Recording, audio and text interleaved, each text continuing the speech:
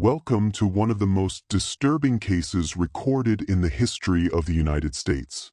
Before we begin, I invite you to leave in the comments from where you are viewing this and the exact time at which you are listening to this narration.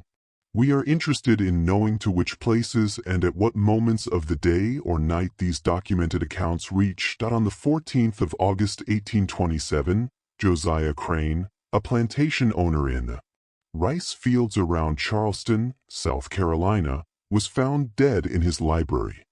His skull was so badly broken that doctors who looked at the body said there were bone fragments stuck in the mahogany desk 6 feet away. The coroner's report, which is still kept in the Charleston County Archives, said that the injuries were consistent with being squeezed by hands that were much bigger and stronger than normal human hands. The only person who might have done it was a woman who was 6 feet 8 inches tall, weighed more than 240 pounds of solid muscle, and had disappeared into the night in August, without a trace. Local historians have been arguing for almost 200 years about whether Sarah Drummond really lived or if she was just a story made up out of fear and guilt. But the medical records, sale documents, and eyewitness accounts point to something much worse. That she was real and that what happened in that library was the end of a horror that had been building for years. Before we go on with the story of Sarah Drummond and the night that shocked Charleston society into a silence that lasted for generations, I want to ask you something. If you love real historical mysteries that make it hard to tell what's real and what's scary legend, hit the subscribe button right now and leave a comment telling me what city or state you're in. I read all of them and I'm glad that these long-lost American stories are getting out to people all over the country. Let's go back to the beginning of this nightmare. Now, money is what starts the story of Sarah Drummond, not violence. In the spring of 1823, the port of Charleston was having one of its busiest trading seasons in decades. Every week, ships from the Caribbean, West Africa, and Virginia's tobacco-growing areas brought people to be sold at the markets on Charmer Street and Gadsden's Wharf. Charleston was more than just a port city. It was the center of the domestic slave trade in the American South. People made money by buying and selling people as easily as they did cotton bales or rice barrels. The rice plantations near Charleston were especially cruel places to work. Rice farming was different from cotton farming because workers had to stand in water for hours at a time in swamps full of mosquitoes that carry malaria, snakes that bite, and alligators. The number of enslaved workers who died on rice plantations was shocking. Some estimates from the past say that almost 30% of enslaved people who worked in the rice fields died within their first year. The work was so dangerous, tiring, and deadly that plantation owners had to keep buying new workers to take the place of those who had died. This made the economy bad. Slave traders searched the southern states for strong, healthy workers who could handle the harsh conditions of the rice swamps. Sometimes, they found something unusual that would sell for a lot of money. Caleb Rutherford, a slave trader, came to Charleston in March 1823 with a cough of 37 people he had bought in Virginia and North Carolina. There was a young woman, maybe 19 or 20 years old, who stood out right away because she was so big. Records from the auction house say that she was about 7 feet tall and had a body type that was very wide and muscular. People who were there said that she had to duck to get through doorways and that her hands were so big that they could wrap all the way around a man's head. The auction papers said that her name was Sarah. It was common for the first sale papers not to have a last name. Was born on a small farm in Piedmont, North Carolina, to a woman who was enslaved and whose name has been lost to history. It looks like Sarah had a condition that modern medicine would call pituitary gigantism. This is a rare disorder caused by too much growth hormone, which is usually caused by a benign tumor on the pituitary gland. But In the 1,820 seconds, people didn't know this about medicine. People who saw Sarah thought she was just a strange person, a curiosity, and maybe even a very valuable one. It was a hot Tuesday morning in late March when the auction took place. There were a lot of planters, merchants, and people who were just curious about the giant woman at the auction house on Kelma Street. When Sarah was brought up to the platform, with her wrists and ankles still chained, the crowd started to murmur. She was almost a full head taller than the auctioneer, a fat man named James Vanderhorst. Vanderhorst had run thousands of these sales, but later told friends that he had never seen anything like her before. The bid started at $400, which was already a lot of money. It quickly rose to $800, then $1,000. Planters yelled their offers, each trying to outbid the other. They saw Sarah not just as a worker, but as a show, someone who could draw visitors and be shown off. A man standing near the back of the room made the winning bid. He was Josiah Crane, and he paid Sarah Drummond $1,300. That year, it was one of the most expensive prices ever paid for a single enslaved person at a Charleston auction. Crane was a rice planter who owned Marsh Bend, a mid-sized plantation about 18 miles southwest of Charleston. It was in the low country which was full of tidal swamps and winding rivers. He was 42 years old, a widower, and other planters knew him as a strict boss who didn't put up with what he called softness when it came to managing enslaved workers. Witnesses said that Sarah didn't make a sound as she was led away from the auction block. Her wrists were tied with Crane's property mark burned into a leather collar around her neck. She didn't cry or fight back. She just stared straight ahead with dark, unreadable eyes. Her huge body moved with a strange, quiet grace. Even though she was chained up, no one at that auction could have known what they had just seen. They had no idea they were watching the start of a story that would end in blood, mystery, and a legend that would haunt the low country for generations. But they might have had a feeling something was wrong because, according to the records, while Crane was taking Sarah to his wagon for the trip to Marsh Bend, an old woman in the crowd, a free black woman who sold flowers near the market, was heard to say, "That man just bought his own death." Marsh Bend Plantation had all the things that made the low country famous, and all the things that made it a living hell for the people who had to work there.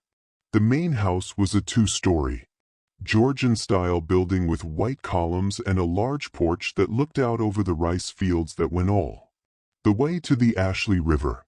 The kitchen building, the overseer's cottage, a barn, a rice mill, and a row of 12 slave cabins made of rough hewn wood with dirt floors and no windows were all behind the main house.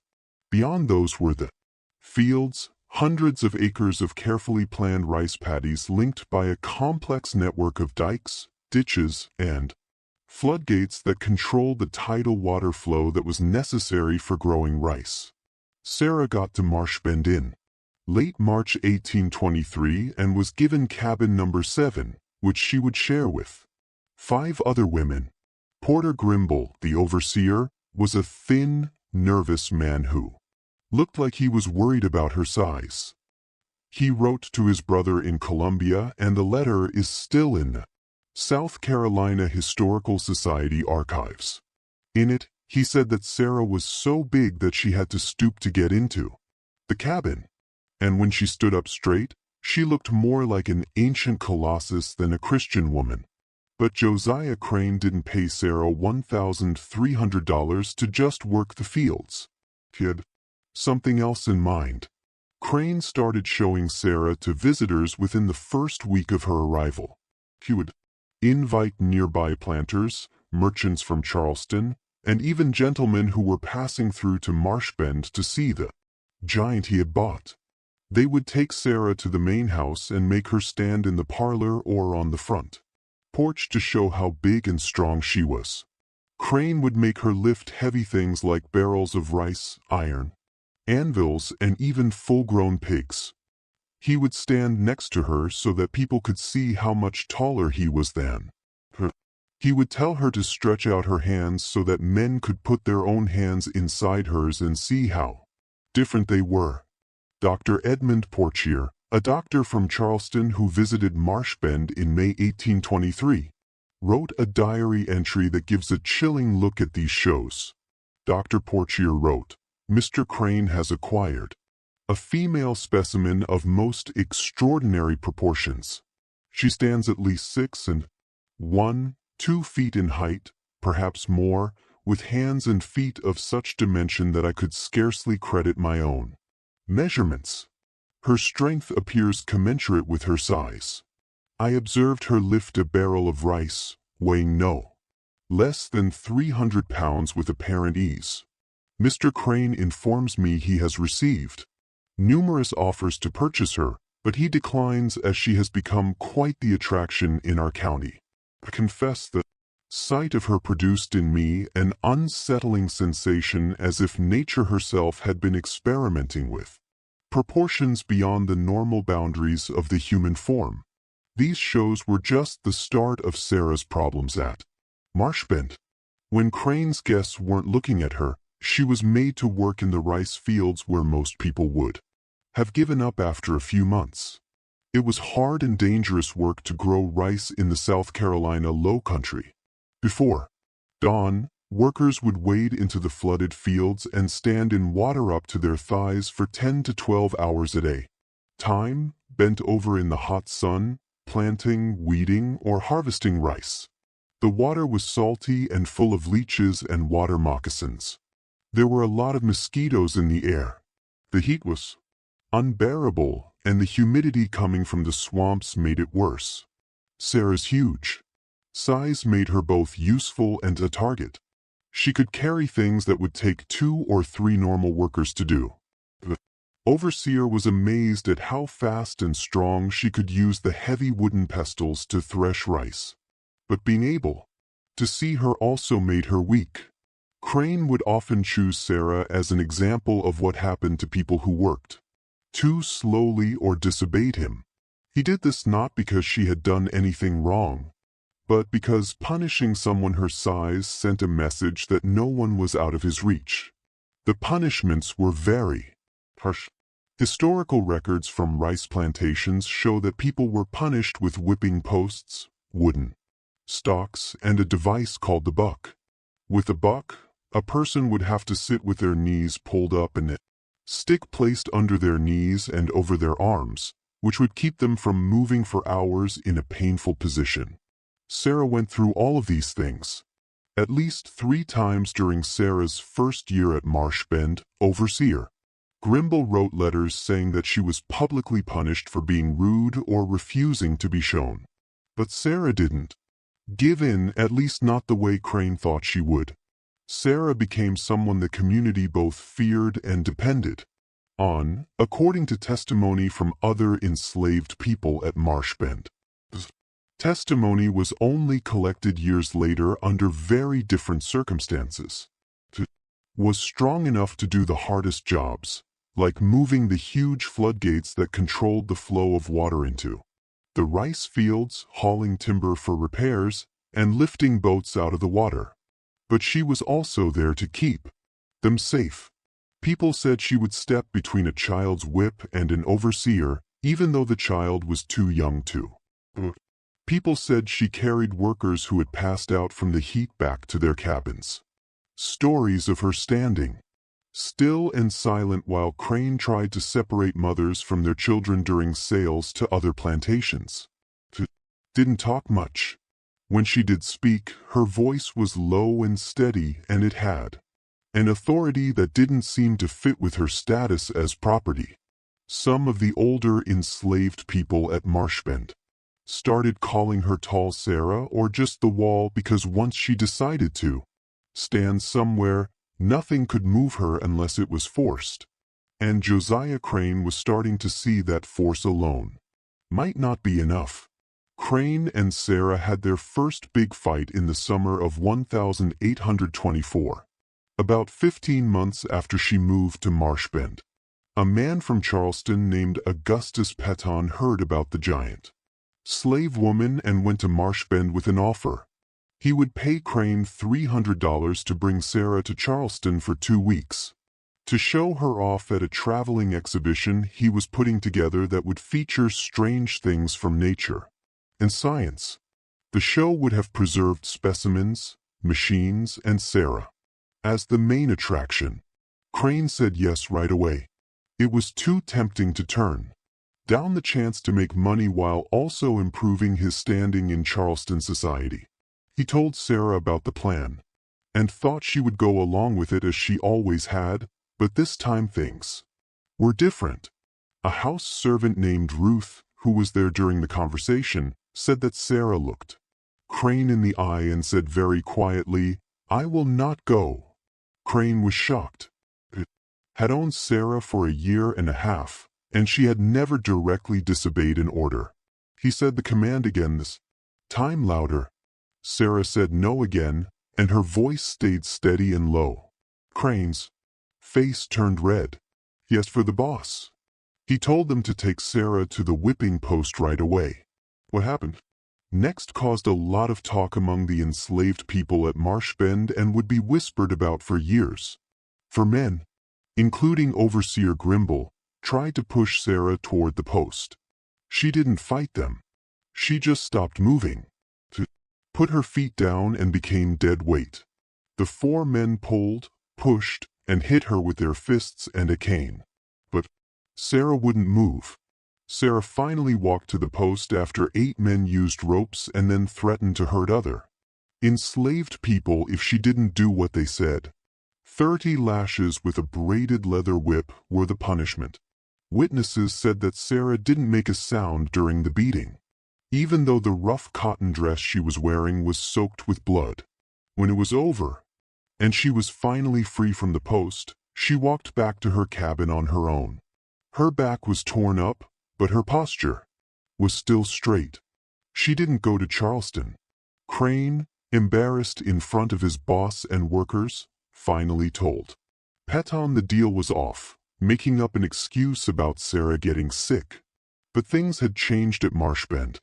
Yes, the other slaves had seen that Sarah could get hurt, but they had also seen that she could make Josiah Crane back off. That scared Crane more than he wanted to say. An uneasy balance formed. Over the next year, Crane still showed Sarah to people who came to Marshbend, but he stopped trying to get her off the plantation. Sarah kept working in the fields with the same quiet, unyielding threat. The punishments kept happening, but they happened less often, as if Crane knew that each one made him less powerful instead of more powerful. But something else was growing beneath the surface of that daily routine.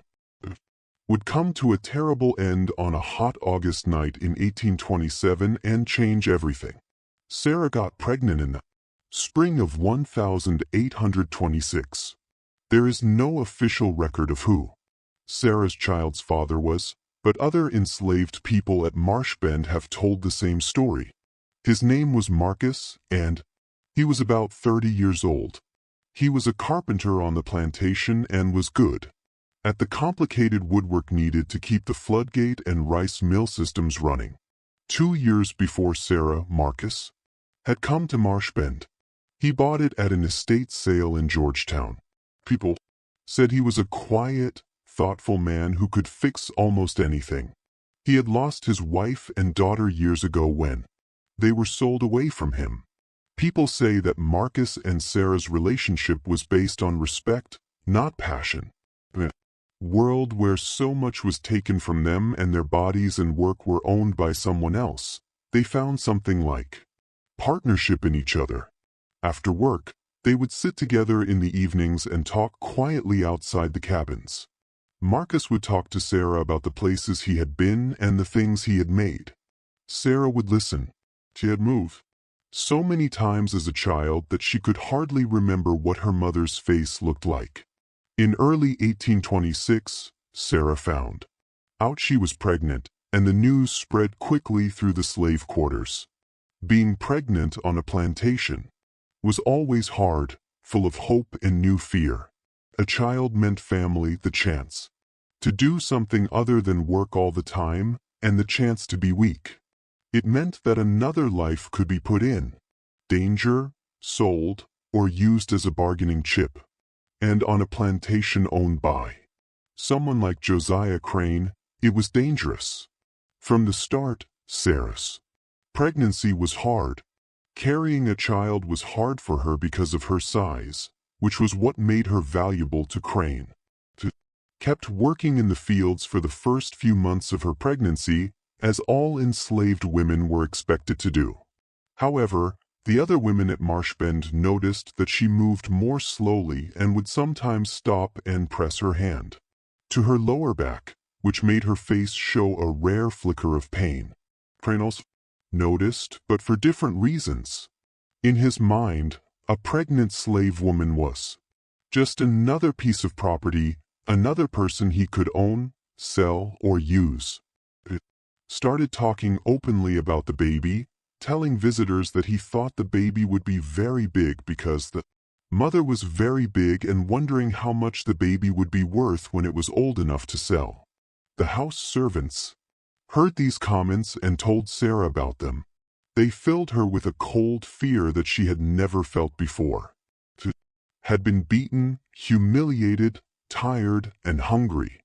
But the idea of her child being treated like Crane had treated her like an animal, punished for fun, maybe even sold away, was too much for her to bear. Marcus saw that Sarah had changed. Her face was hard and her eyes were far away. She was even quieter than usual. At night she would sit outside the cabin with her hands on her stomach and stare at the main house. Even people who knew her well were scared by the look on her face. In November 1826, Sarah was told to stop working in the fields and given lighter jobs around the plantation, like shelling rice, mending things, and working in the kitchen garden. Her belly had gotten so big that it was hard for her to move around like she usually did. But even in this weakened state, she was still a strong presence. The people who worked in the kitchen said that when Sarah stood in the doorway of the kitchen building, she completely blocked out the sun. The baby was born in late January 1827, on one of the coldest nights of the winter. Sarah went into labor just after midnight. Two older enslaved women, Hester and Dina, who were midwives for the plantation community, were there to help her. The work was long and very hard. Sarah yelled that night, even though she had never cried out during beatings. The sound traveled over the frozen fields and woke Crane up in the main house. He later said that he lit a lantern and walked to the slave quarters, where he stood outside cabin 7 and listened to what was going on inside. The baby boy was born just before dawn. He was almost 11 pounds, which is big for a newborn, but he looked healthy and normal in every other way. Hester would later say that Sarah cried for the first time anyone at Marshbend had ever seen when the baby cried. She held her son close to her chest and looked at his tiny hands and face, whispering things that only she could hear. Not long after the birth, Marcus was allowed into the cabin. He stood next to Sarah and looked down at the child. People who were there said that something passed between them at that moment, some unspoken agreement or understanding. Jacob was the name Sarah gave her son. It was a biblical name that many enslaved people had, and it meant struggle and survival. There was something like happiness in cabin 7. For a few short weeks, despite everything, Sarah would feed Jacob Holt him for hours and sing to him in a low voice that sounded like thunder far away. Marcus would carve little wooden animals for the baby and put them in the cradle he had made. However, Josiah Crane was watching and waiting. He was 6 months old by the summer of 1827. He was getting bigger quickly, already bigger than most babies his age, and he had started to smile and reach for things with his chubby hands. Sarah was back at work, but it was easier work than before, mostly around the buildings. On the plantation, she always kept Jacob close by, either carrying him on her hip, or back while she worked, or keeping him in her sight. Marcus had made a better cabin for them out of scrap wood and his. He added a real door with a latch and a small window with shutters. It was still a slave cabin, and it was still barely good enough for them to live in, but it was theirs, and they tried to make it into a family inside those rough walls. But Josiah Crane's money problems were getting worse in Charleston. Crane had made some bad investments in a shipping business that failed, and the rice market had been unstable for a few years. He owed money to a number of people, and they were getting more and more demanding. If Crane couldn't get money quickly, he might lose Marsh Bend completely by July 1827. He thought the answer was easy. Sell some of his slaves. He could sell 5 or 6 people and pay off enough debt to keep his job. The question was, which one should I sell? A slave trader named Nathaniel Gadsden came to Marsh Bend on a hot, humid Tuesday afternoon in early August. Gadsden was a well-known figure in the Charleston market. He bought enslaved people from planters who were having money problems and then sold them at auction or to plantation owners in Georgia and Florida. People knew him for making tough deals and not caring where families went after he bought them. Crane and Gadsden walked around the plantation for a few hours, looking at the enslaved workers and talking about their ages, skills, and possible prices. Gadsden stopped and stared when they got to the part of the yard near the kitchen garden where Sarah was working and Jacob was sleeping on her back in a cloth sling. A boy named Peter, who was supposed to be carrying water, but was hiding behind a pile of wood close enough to hear, heard the conversation that followed. The only direct account of what was said comes from Peter's testimony, which was given many years later. Gadsden asked, "Lord Almighty, is that the big woman I heard about?" Crane said, "That is Sarah, 68, the strongest worker I have. And the child, her son, who is about 6 months old." Gadsden walked up to Sarah and circled her while she worked, her face blank. Especially interested in Jacob. "How much for the kid?" "How much?" Gadsden asked. Sarah's hand stopped moving and she didn't turn around, but her whole body went stiff. "I hadn't thought about selling him separately," Crane said. "I have a buyer in Savannah, a rich family looking for a house servant they can train from birth. They pay a lot of money for kids. Easy work, good conditions. I could give you $400 for that baby right now." There was a long silence. Sarah slowly turned to face them, still holding her hoe. Her face was completely blank. "400 today." Crane asked, "I bring him with me when I leave this afternoon." Peter said that Sarah made a sound low in her throat like an animal, but she didn't speak. Crane looked at her and then back at Gadsden. "I need to think about this." But everyone who heard that conversation knew the truth. Josiah Crane needed $400 more than he needed to keep a 6-month-old baby on his plantation. It was only a matter of time. That night in Cabin 7, Sarah and Marcus whispered urgently to each other until long after dark. No one knows exactly what they said, but the decision they made would have a lasting impact. The next morning, the 13th of August 1827, Marcus was gone. He had disappeared during the night, taking nothing with him except the clothes on his back. It was not unusual for an enslaved person to run away from a plantation, but it was very dangerous. The roads were patrolled and slave catchers worked throughout the low country with dogs and weapons. The punishment for captured runaways was brutal. But Marcus didn't run away by himself. He had a detailed map of the plantation, the area around it, and the way to Charleston sewn into the lining of his coat by Sarah. He also had a letter addressed to anyone in Charleston who might be able to help. The letter explained that Josiah Crane was going to sell a baby and begged for help for anything that might stop it.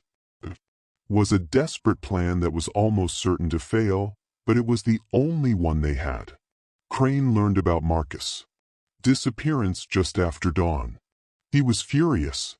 He told Overseer Grimmel to get a search party together right away, to call the slave patrol, and to send riders to Charleston to keep an eye on the roads. The plantation was in chaos all morning as men on horseback spread out through the swamps and fields around it looking for any sign of Marcus. They found him just after noon about 8 miles from Marsh Bend trying to cross a creek.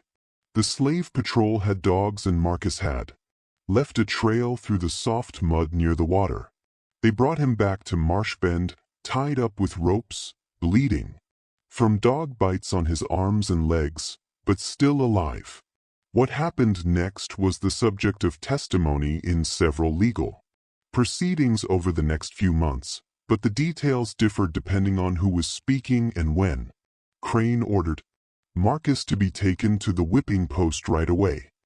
He said he would personally punish him and that it would be so severe that it would serve as a warning to anyone else who might think about running. The entire enslaved community had to gather and watch. Sarah was made to stand at the front with Jacob. The punishment was brutal, even by the standards of that time and place. 50 lashes delivered with a heavy leather whip. Marcus was tied to the post, his shirt torn away. Crane swung the whip himself, putting his full strength into each stroke. Blood appeared on Marcus' back after the 5th lash. After the 10th, his skin was torn open in multiple places. After the 20th, he had stopped screaming and hung limp against the ropes. Sarah watched all of it, her face like carved stone, her arms wrapped around Jacob, who was crying now, frightened by the sounds and the atmosphere of violence. Witnesses reported that Sarah's eyes never left Marcus's face and that Marcus, in the brief moments when he was conscious, looked only at her. When it was over, Marcus was cut down and dragged to his cabin where he was barely conscious. Crane turned to the crowd, his own face flushed and sweaty with blood on his shirt. He said that anyone who helped a runaway or even knew about a planned escape and didn't report it would get the same punishment. Then he told everyone to go back to work except for Sarah. Crane walked up to her and stood so close that she had to look down at him. He was about the same height as Sarah, but next to her he looked like a kid. But his voice was hard and cold. Tomorrow morning, he said, Mr. Gadsden is back, and he will take your son. You won't fight back. You will quietly give the child to the other person. If you cause any trouble or make a scene, I will beat Marcus again, and this time he will not live. Do you get what I'm saying? Sarah didn't say anything. She just stared down at Crane with her dark, unreadable eyes. After a long time, Crane turned around and walked back to the main house. The plantation was unnaturally quiet. Even the normal sounds of the swamp seemed muted, as if the world itself was holding its breath. In cabin 7, Sarah sat on the floor holding Jacob, rocking him slowly while he slept. In another cabin, Marcus lay on his stomach, his shredded back treated with grease and herbs by the other enslaved people, drifting in and out of consciousness. And in the main house, Josiah Crane sat in his library going over his account books, calculating how the $400 from selling Jacob would ease his immediate financial pressures. He drank brandy and occasionally looked out the window toward the slave quarters, his face troubled despite his certainty that he had made the right decision. None of them knew that the next night would end in blood, mystery, and a legend that would never truly be solved. On the 4th of August, 1827, it was hot and humid, like a summer day in the low country, when the air feels thick enough to choke on. The sun rose blood red over the rice fields, filtered through the haze of moisture rising from the swamps. Later, people would remember that detail as if nature itself had been warning them of what was to come. Sarah got up before dawn like she always did. She fed Jacob, changed him, and dressed him in the cleanest clothes she had, a small cotton gown she had sewn herself. She held him close and whispered to him for a long time words that no one else could hear. Then she carefully put him in the wooden cradle that Marcus had made and went to work. Sarah worked in the kitchen garden all morning with a kind of mechanical efficiency. The other women who worked near her said that she didn't talk to anyone, acknowledge anyone, or even look at anyone. She just went about her tasks with a blank face and precise movements. Several people tried to talk to her to offer sympathy or support, but she didn't respond. It was as if she had retreated to a place deep inside herself that no one could reach. From mid-morning, Nathaniel Gadsden arrived at Marsh Bend in a wagon driven by his assistant, a young man whose name is not recorded. Gadsden went directly to the main house and was shown into Crane's library, where the two men finalized their transaction. $400 in cash exchanged for ownership papers hastily written up for an infant named Jacob, aged 6 months, property of Josiah Crane, now sold to Nathaniel Gadsden. At noon, Crane sent word that Sarah should bring the child to the main house. The message was delivered by a house servant named Ruth, who had the unenviable task of walking to the kitchen garden and telling Sarah that it was time to give up her son. Sarah's reaction was unexpected. She simply nodded. She put down her hoe, wiped her hands on her dress, and walked calmly to cabin 7.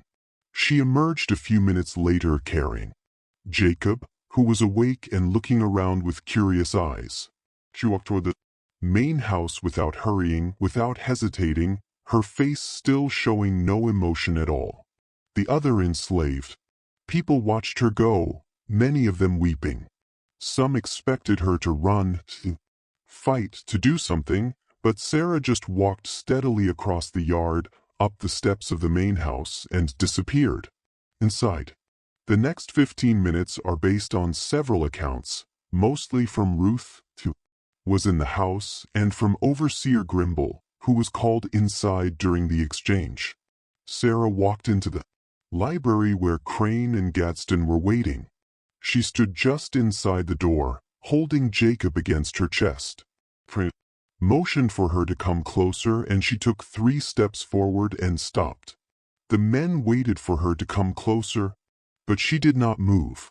After a long, awkward silence, Crane spoke. "Sarah, give the child to Mr. Gadsden." Sarah looked at Gadsden, then at Crane. Said, "Please," in a voice so low that they had to strain to hear it. It was the first time anyone at Marsh Bend had ever heard Sarah beg for anything. Crane's face hardened. "The matter is settled, Sarah. Give him the child now." Sarah's arms tightened around Jacob and her voice got a little louder. "Please, I'll work harder. I'll do anything. Please don't take my child." Gadsden shifted uncomfortably. Crane stood up from behind his desk and spoke sharply. "You forget yourself. You don't beg. Do what you're told. Give me the child right now." Sarah stood still for a long. Then slowly she looked down at Jacob. She kissed his forehead and whispered something to him. Then with hands that were shaking for the first time anyone had ever seen, she held him out to Gadsden. Gadsden stepped forward and took Jacob from her arms. The baby, sensing the change, began to cry. The sound seemed to break something in the room. Sarah's face crumpled for a second, showing raw anguish before she forced it back into blankness. But her hands, now empty, were still. outstretched, as if she couldn't quite understand that they no longer held her son. Crane may have felt a little guilty, or just wanted the scene to end. So he said more gently, "The child will be well cared for, Sarah. He goes to a good place. You will work and maybe one day you will be able to have more kids. Go back to work now." Sarah slowly lowered her hands. She looked at Crane with a look that Ruth would later say was beyond hatred, beyond despair, something cold and final. Then she turned and walked out of the library, out of the main house, and back toward the slave quarters. Gadsden left Marshbend shortly after noon with Jacob wrapped in a blanket in the wagon, crying for his mother. Sarah was seen standing near cabin 7, watching the wagon roll down the long driveway toward the main road. She stood there without moving for nearly an hour after the wagon had disappeared from sight. It was a strange and tense afternoon at Marshbend. Everyone knew something terrible had happened, but life on the plantation went on as usual. The work had to be done. The rice wouldn't harvest itself. So people went back to the fields doing their jobs while their minds were elsewhere. Sarah went back to work too. But something was different. Several people later said that her movement seemed different, more deliberate, almost ritualistic. She worked steadily through the afternoon, refusing food when it was offered and not talking to anyone. Sarah returned to cabin 7 as full darkness descended.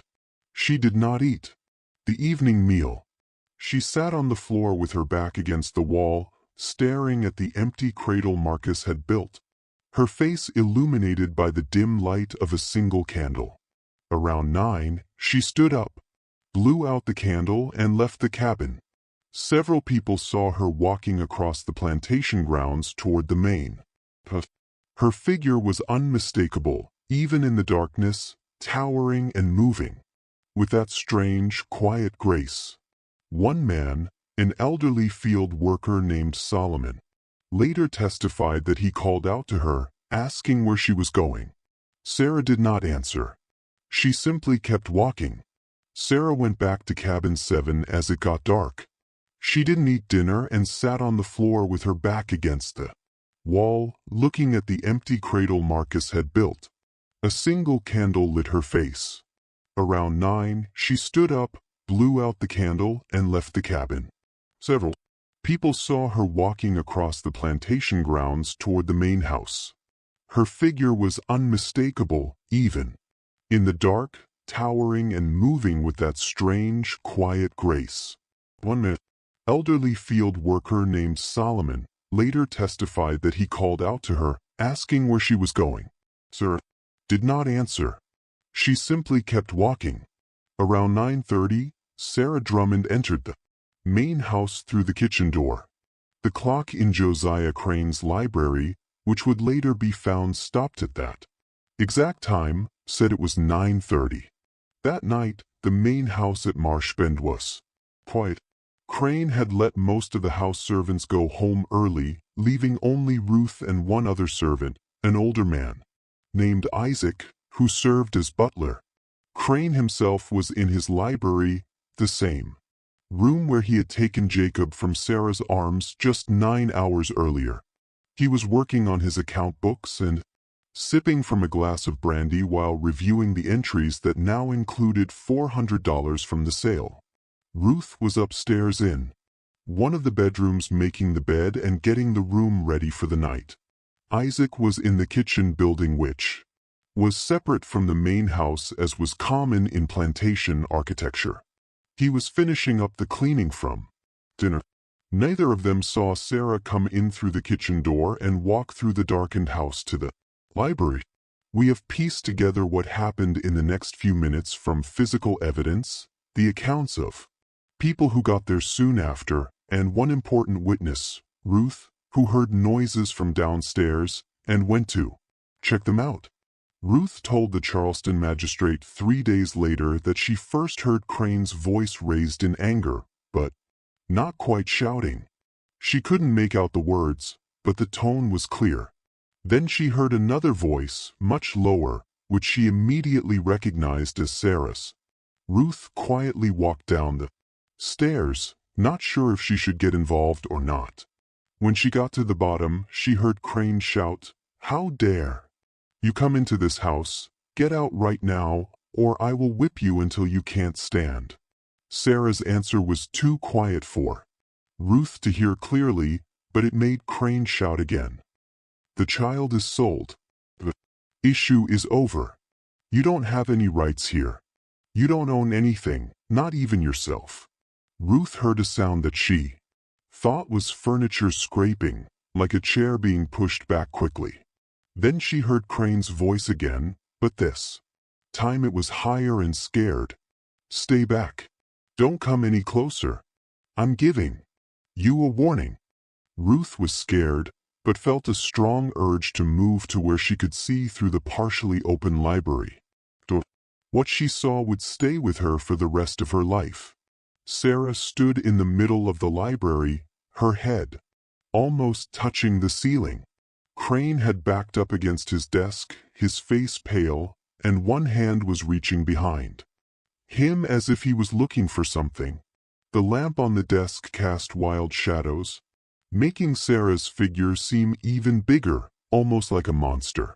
Sarah said, "I want my son back." Her voice was calm and steady. Crane said, "Impossible. He is sold. The law is on my side. You're my property, and that child was my property. And I had every right to want my son back."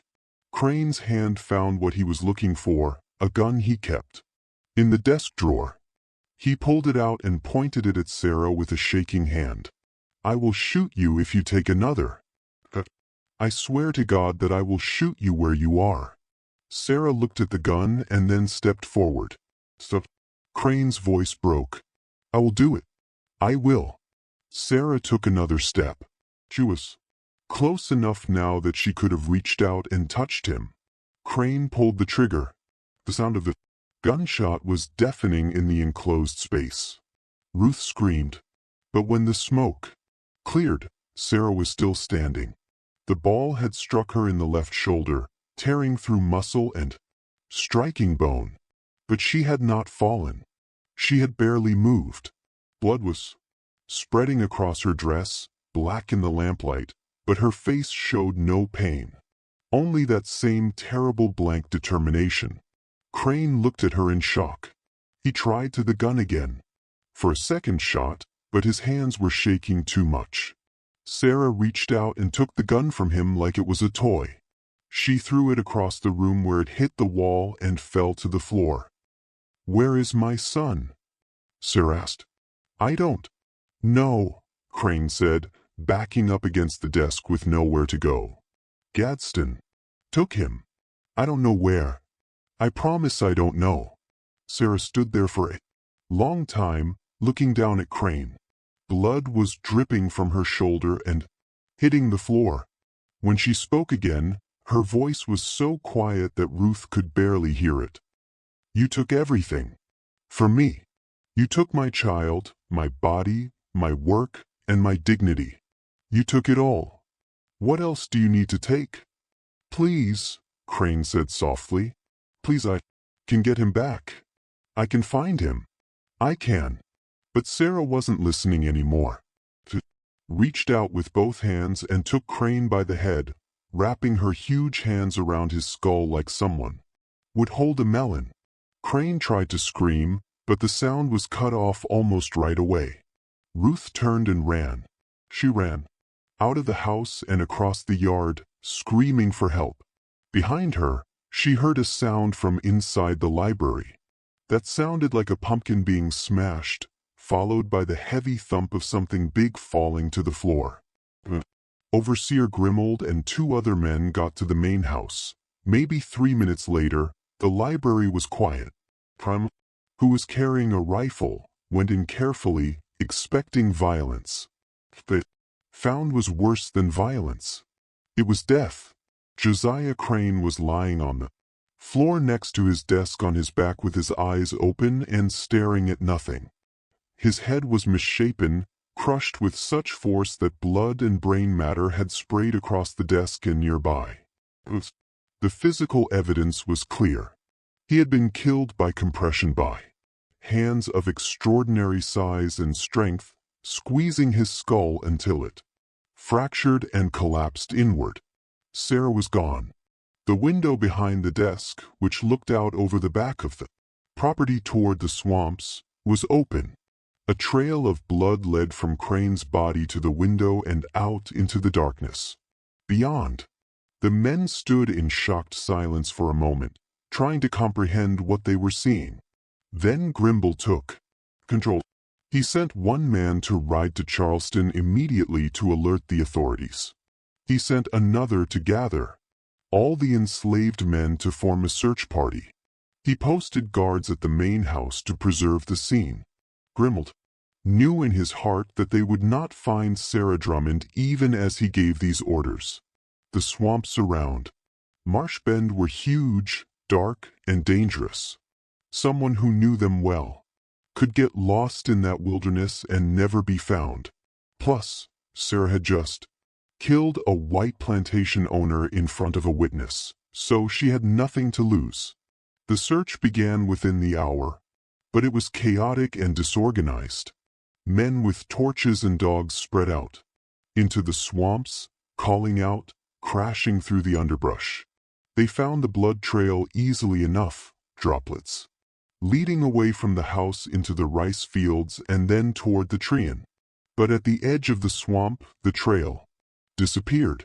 The ground was too wet, too tangled with vegetation, and in the darkness, it was impossible to track anything with certainty.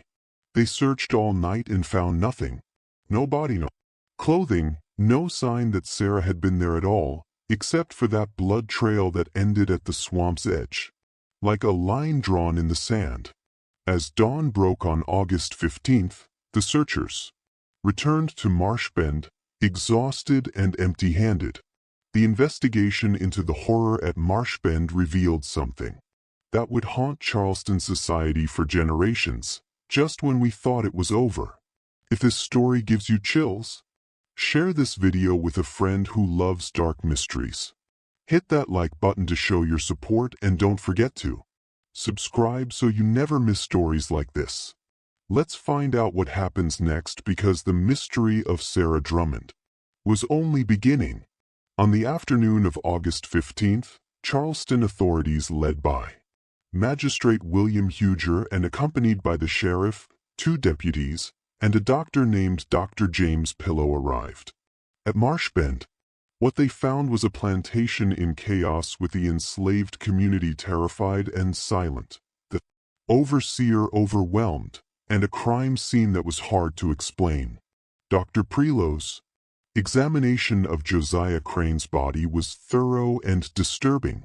His official report, which is kept in the Charleston County Archives, describes injuries that were consistent with massive compression force applied to the cranium, resulting in multiple fractures, brain hemorrhage, and immediate death. The doctor noted that the marks on Crane's skull corresponded to fingers of unusual length and width, and that the force required to produce such injuries would exceed the capacity of most men, requiring strength of an extraordinary nature.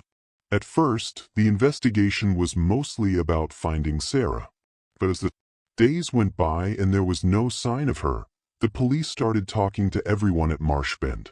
The stories they heard painted a disturbing picture of life on the plantation and of Sarah herself. Ruth told her story, but she was clearly scared of what would happen to her. Isaac, who had heard the gunshot and seen Sarah's bloody trail leading from the house, backed up her story. Other enslaved people talked about Sarah's size, strength, the years of abuse she had suffered, and the sale of her child the morning of the murder. The gunshot wound made things more complicated. The police found the gun where Sarah had thrown it, and the bullet lodged in the wall behind where she had been standing. This meant that Crane had shot Sarah before she killed him, which raised uncomfortable legal questions about self-defense. Could an enslaved person claim self-defense against their owner? The law said no, but the circumstances made even the most hardened magistrates uneasy. Marcus was questioned a lot. He was still recovering from his beating and could barely sit up. But the police thought he might know where Sarah was. Marcus said he had been in his cabin all night, too hurt to move, and didn't know what Sarah had done until he heard the commotion. Afterward, several other enslaved people backed up his story. The police had to believe him, but they were still suspicious. As news of the murder spread through Charleston and the surrounding Low Country, people reacted in different ways. The plantation-owning class was outraged and scared. If an enslaved woman could kill her owner without punishment and then disappear, what did that mean for the stability of the whole system? Emergency meetings were called, patrols were increased, and new restrictions were placed on the movements of enslaved people. But in other communities, especially among free black people and those who were against slavery, the story took on different meanings. To some, Sarah became a symbol of resistance. To others, she was a warning about the violence that slavery always caused. To still others, she was just a mother who had reached her breaking point. The search for Sarah went on for weeks, reaching far beyond Marshbend. Slave catchers were hired and rewards were offered. Reports came in from all over the area of sightings of a woman who looked like Sarah, a woman of extraordinary height seen near the Santee River, a giant woman spotted on a road leading north toward North Carolina, and a tall woman asking for food at a church in the backcountry. But none of these sightings were ever confirmed. When investigators followed up, they found nothing. It was as if Sarah had been swallowed by the landscape itself, becoming part of the swamps and forests that surrounded Marshbend. Then in September 1827, something strange happened. A letter came to the Charleston magistrate's office. It had no return address and had been left at a post office in Columbia, which is more than 100 miles from Charleston. The handwriting was bad but readable, and the spelling was unclear but understandable. It said, "To those looking for the woman, Sarah, I am still alive. I won't be back. I'm going north to look for my son. Anyone who tries to stop me will end up like Josiah Crane. Don't follow me." The letter wasn't signed, but Magistrate Huger thought it was real. The way it was written, the determination, and the threat all seemed to fit with what he knew about Sarah. But it raised more questions than it answered. Did Sarah really make it all the way to Columbia? Was she still alive, even though she had been shot? And most importantly, did she really plan to look for her son? The authorities didn't make the letter public because they were afraid it would inspire other enslaved people or cause panic among plantation owners. Instead, they shared it privately with slave traders and catchers across the region, asking them to keep an eye out for a woman who looked like Sarah, especially one who was asking questions about a child named Jacob who had been sold in August. Nathaniel Gadsden, the trader who bought Jacob, was questioned a lot. It said that 2 days after leaving Marshbend, he sold the child to a family named Hafford in Savannah, Georgia for $500. The Fords were contacted and confirmed that they had bought an infant boy in mid-August and that he was healthy and in their care. They were understandably worried about what Sarah had done, so they hired armed guards to watch their property for months after that. As 1,827 turned into 1,828 and then 1,829. The search for Sarah slowly came to an end. She had not been found and no one had reported seeing her anywhere. The authorities decided that she had probably died from her gunshot wound in the wilderness and her body was never found. The case was officially closed, but a standing warrant for her arrest stayed on the books for decades. But the story didn't end there. The rumors continued for years and decades. Years after Sarah went missing, stories started to spread across the South about meeting a woman who was very large.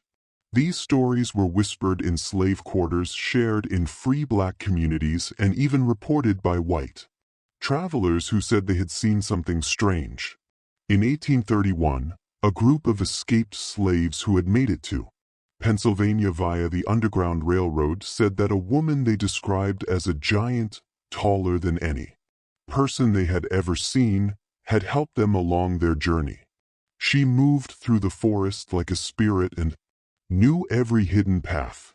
When they asked her name, she only said, "I am looking for my son." In 1835, a plantation overseer in northern Georgia said he saw a woman who looked like Sarah at the edge of his property, asking about recent slave sales. When he tried to keep her there, she picked him up with one hand and threw him aside like a child. By the time he got help, she was gone. In 1842, a Quaker woman running a safe house on the Underground Railroad in Ohio wrote in her diary about a visitor who stayed for one night. Was very tall and had a strong presence. She arrived at our door seeking shelter and information about the location of a child sold from Charleston years ago. She wouldn't tell him her name. She had scars from the past that looked like they were from violence. She cried when we told her we didn't know anything about her son. She was gone in the morning. These stories, along with dozens of others, became part of the legend of Sarah Drummond. But were they real events or myths based on hope and fear? The historical record doesn't give us any clear answers. What we do know is that in the years after 1827, several plantations in South Carolina and Georgia reported thefts of food, clothing, and medicine, and witnesses said the thief was a woman of unusual height. Some plantation owners became convinced that Sarah was living in the swamps and forests, surviving on stolen goods, and maybe helping other runaways escape to freedom. A plantation owner named Samuel Gillard kept a diary that gives us a lot of information. The property was next to the Francis Mara National Forest in South Carolina. In an entry from 1838, Gillard wrote, "My overseer swears he saw the giant that killed Josiah Crane all those years ago. He says she was standing so still at the edge of the trees at dusk that she looked like she was part of the forest. She just turned and walked into the woods when he got closer. He followed her for a mile, but the trail ended in a creek. Don't know if I should believe him or think that he has an overactive imagination because he drank too much whiskey, but he was really shaken up, and he is not a man who likes to make things up." The story of Sarah meant different things to different groups of people. For enslaved people, she became a symbol of resistance, a reminder that even the most oppressed person could fight back against their oppressor. Songs were sung about her in the slave quarters, though always carefully, always in code. Some versions of these songs, Sarah became a kind of avenging spirit, protecting runaways and punishing cruel masters. Among white Southerners, particularly plantation owners, Sarah became a cautionary tale about the dangers of pushing enslaved people too far, and also a monster story used to justify even harsher controls and punishments. Some claimed she had become a cannibal living in the swamps. Others said she had gone mad and would attack any white person she encountered. These stories, however absurd, revealed deep anxieties about the system of slavery itself and what might happen if that system were truly challenged.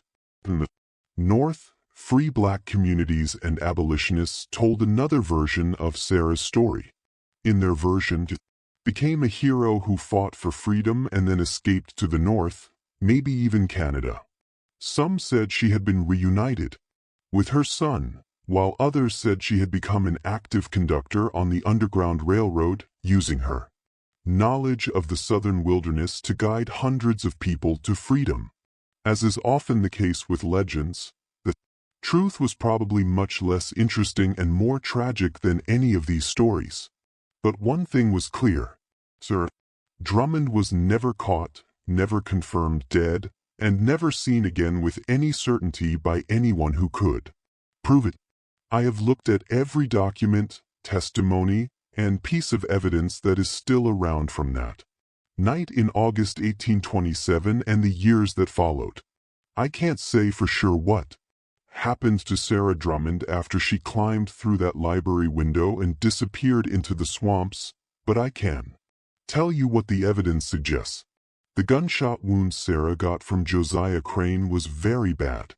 The coroner's report said there was blood at the scene that was consistent with a serious injury. Dr. Prelo, who looked at the scene the next day, said that without medical help, such a wound would probably get infected and kill her in a few days or Sarah couldn't get medical help because she was a fugitive in a dangerous area where men with dogs and guns were looking for her. The most likely scenario, the one that most historians who have studied this case accept, is that Sarah died within a few days of escaping Marshbend. She probably made it some distance into the swamps, perhaps following waterways where dogs could not track her scent, but eventually succumbed to her wound. Her body, if she died in the deep swamps, would have been quickly consumed by the ecosystem. Alligators, wild pigs, and the simple process of decomposition in that hot, wet environment. Within weeks, there would have been nothing left to find. This explanation accounts for why no confirmed sightings of Sarah ever occurred, why the authorities never found any solid evidence of her continued existence, and why the blood trail from Marshbend ended so abruptly. It is the rational evidence-based conclusion. And yet, there are details that don't quite fit this neat explanation. The letter that was sent to Columbia was real.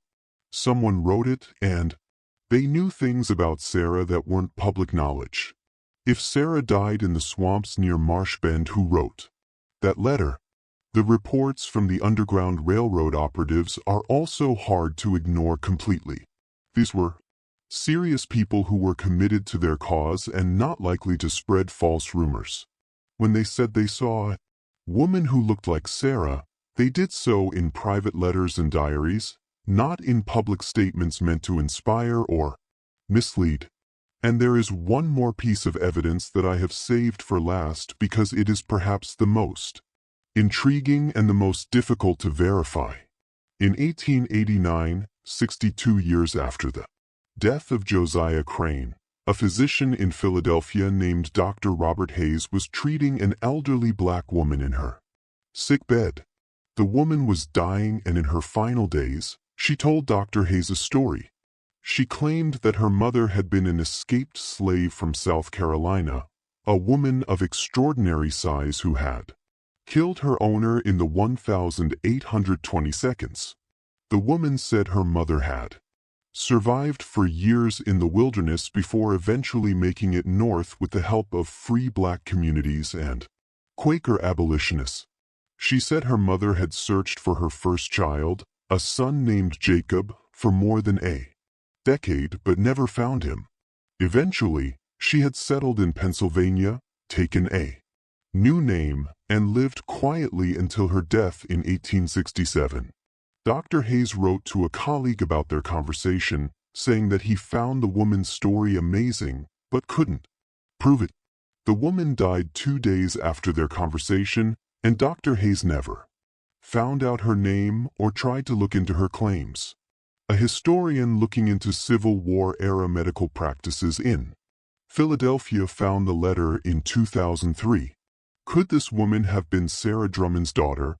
Could Sarah have really survived, really escaped, really lived to old age in Pennsylvania? We'll never know for certain. The evidence is too thin, too circumstantial, separated by too many. What we do know, what is incontrovertibly documented and real is what happened on the night of August 14th 1827.